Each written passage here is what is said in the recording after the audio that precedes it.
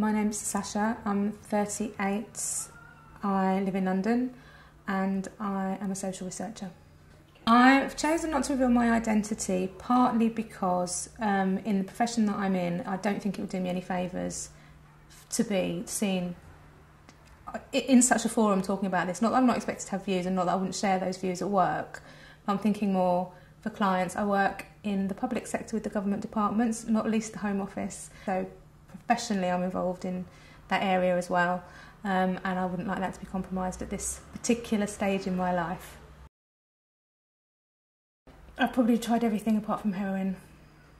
I am a very recent ex-smoker and I drink alcohol. I started engaging with alcohol probably when I was probably about 14 or 15. Probably smoked around the same age, although probably had a few before that. Probably started smoking hash maybe around 17.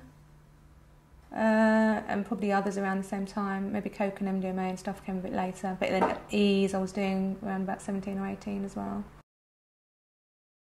The first hour or so of having a night of alcohol is probably the only good thing about it. When you start to feel a bit more relaxed, everything's a bit funnier and you're just feeling a bit buzzy off your first couple of drinks.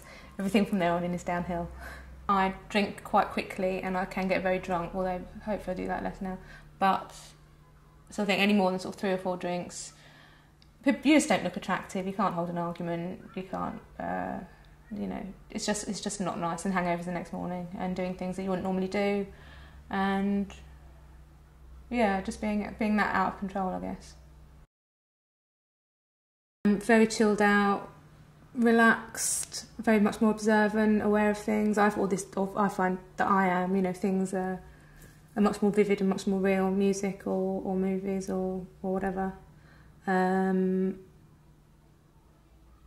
just the feeling of not being wound up, and I spend quite a lot of my time, you know, either stressed out at work or you know, angsty about other things.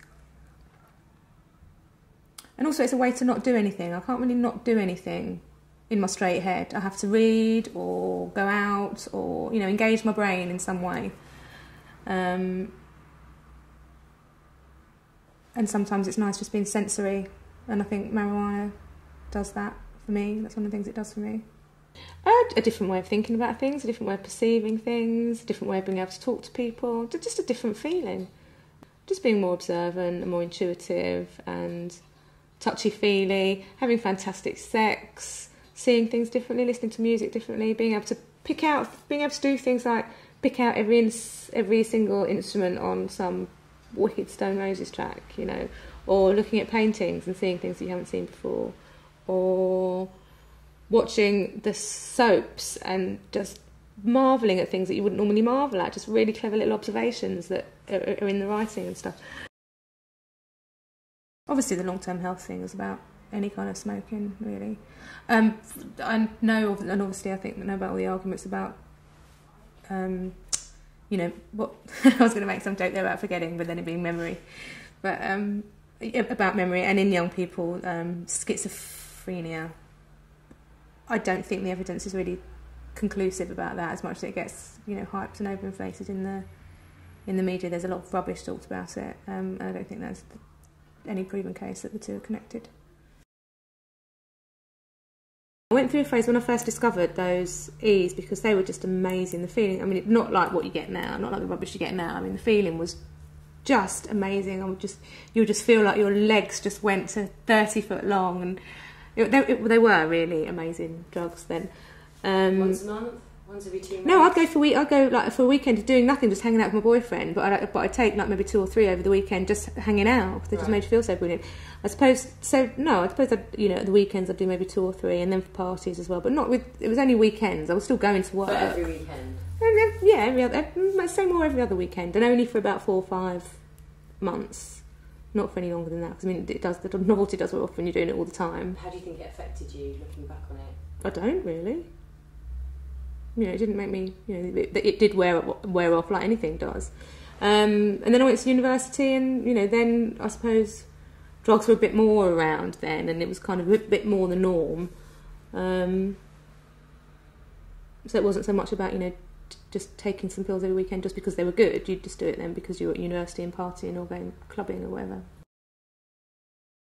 Fairly regular weed and, you know, the odd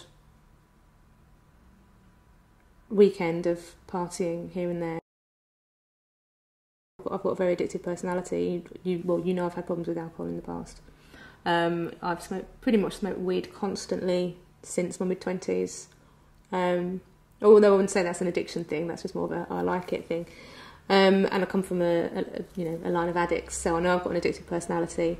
But I'm not afraid of it because I know I can manage it. I know I can stop when I want to. That sounded really addictive, didn't it? But I stopped drinking for 5 years. When I was drinking too much, I stopped for 5 years. I think alcohol probably is the most dangerous. And some people might say that's silly because heroin's the most dangerous, and I think not, because far fewer people would be attracted to taking heroin, partly because of the ways you have to take it, and partly because I just don't think it would have that mass appeal, even if it were to get legalised now. Whereas alcohol, everyone wants it and it's normal to want it, so people don't think about the harm that they're doing. And people routinely, no matter who they are, people who drink too much in this country. With the social marketing thing that's going on at the moment, if a man regularly drinks over 3 units a day, he could be causing long-term trouble for himself. I don't know any men who drink less than that. Again, because of the way that you use it and the appeal that it has, tobacco. So I think the 2 legal drugs are probably the most dangerous. Then I would have to start with, heroin and crack and those sorts of things. And then we get on to things that I don't really think are that harmful. But I suppose cocaine in the longer term. Then acid, because it can do weird things. Then MDMA and E. And then weed.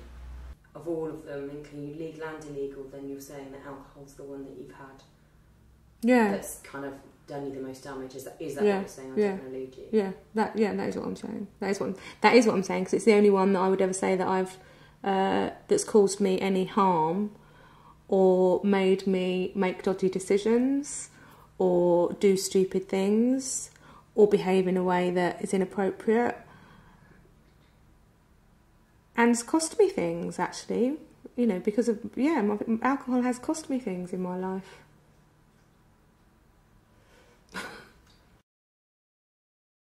My parents smoke. They've smoked for as long as I have, really. In fact, I think my first boyfriend introduced my mother to smoking with hashish. And that was my first real relationship with smoking as well. And she used to say things to him like, roll us another joint and I'll give you a packet of fags. So she used to give him a packet of fags for a joint. And she's pretty much smoked since then as well. My dad not so much, but he does, every now and then. He'll pretend he doesn't if he doesn't like it. And he'll just say, go on then, I'll give us a toke of that. Go on then if I have to. And makes it like some big deal. Obviously, as someone who occasionally takes illegal drugs, you are a criminal. Yeah. What other laws do you break? God, none. I'm not. No, I'd be too scared. No, I'm not a criminal. You laughed when I said you were a criminal. Yeah. Do you not think of yourself as a criminal? No, I'm about as far from a criminal as it's possible to be. I have been really upset lately because I got in trouble. My travel card had run out and I had the next day off work and then I just forgot to renew it the next morning. You don't see yourself as a criminal? No, I'd never commit any other crime at all. No. You know what the legal penalties are for, say, possessing marijuana in this country?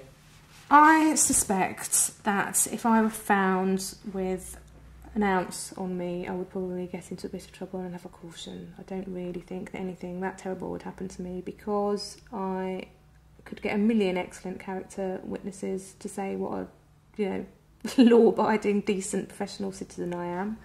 I've got no previous convictions for anything at all.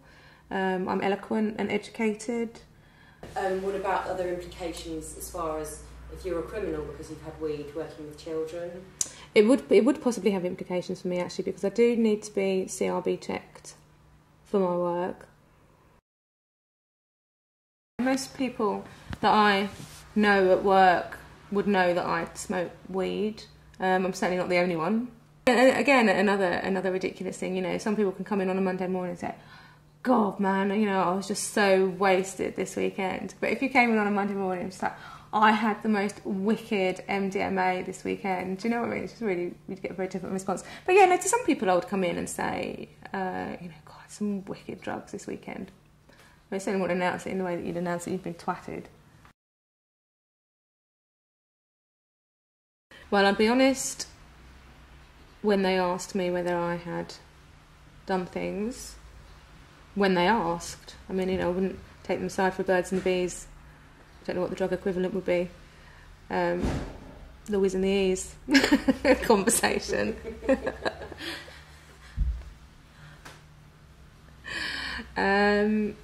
But, you know, they'd come across it at school, and hopefully I'd have the sort of relationship with my children where they'd ask me about it and I'd tell them the truth and I'd tell them what my views are. And I would hope, you know, I would be the sort of parent that would let their kids make their mistakes and then sort them out on the other side of it. Because I just don't think that telling kids not to do things or things are bad is necessarily the right way of stopping them from doing things. Alcohol causes all sorts of anger and aggression and violence. Weed doesn't do that, you know. Nobody ever went out and battered somebody over the head for their, you know, because they were stoned. You know, football violence isn't... Look at when they had the football tournaments in Holland. They weren't drunk there, they were stoned. That's why they were so peaceful. You know, quite frankly, you just can't be bothered.